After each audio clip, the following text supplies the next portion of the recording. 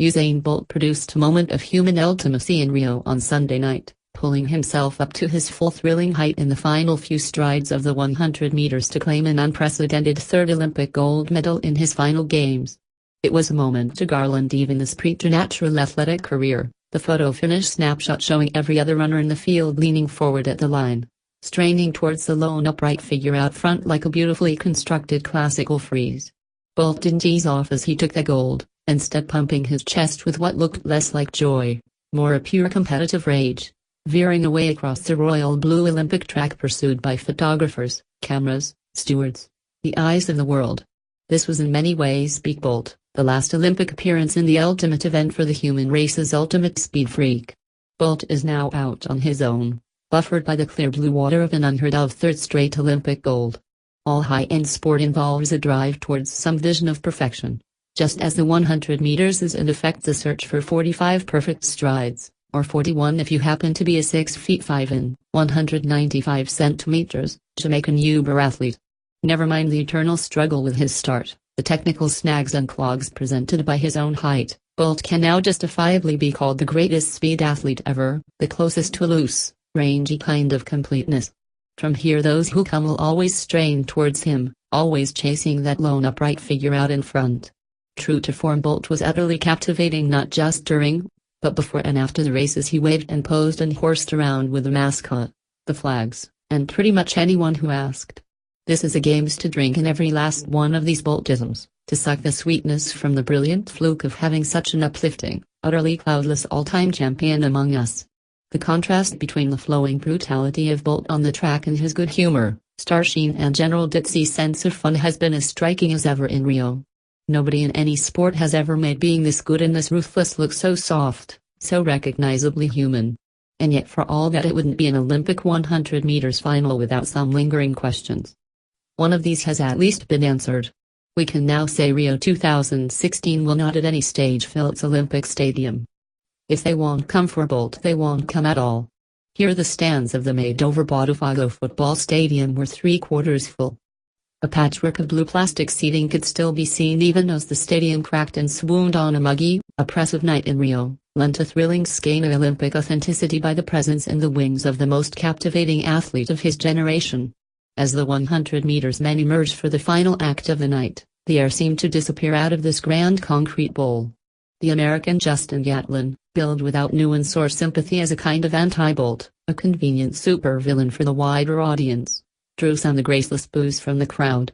Bolt was greeted with a white noise of adulation, the right man in the right place at the right moment, here to compact his own entire hidden backstory of grind and guts and sweat and anxiety into 9 seconds of legacy-minting sporting history. No pressure, then, Usain. Gatlin sucked his gums as his name was called. Johan Blake, Bolt's training partner, prayed pointedly. Bolt smiled and reeled off a dutiful whirl move or two, all part of the dance of intimidation. Nervous? No, you?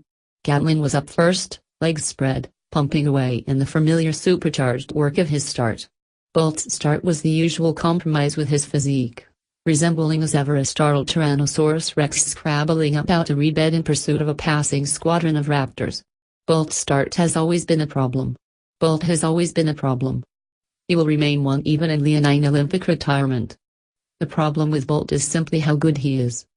There remains a basic spasm of accommodation in absorbing and processing such exceptionalism in a sport where history assures us even touching greatness, one or two fine exceptions aside, is to emerge somewhere down the line as tainted, boosted, chemical-fed.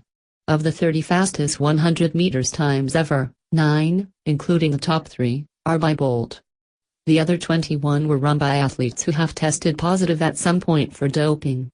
In terms of clean speed the order goes, Bolt fresh air, more fresh air, the rest of the human race.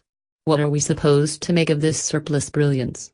Here is an athlete who is not just better, but jaw-droppingly supreme even among dopes and cheats. The human brain struggles to process such anomalies. We seek the shortest, grubbiest explanation. Bolt has never been touched by this.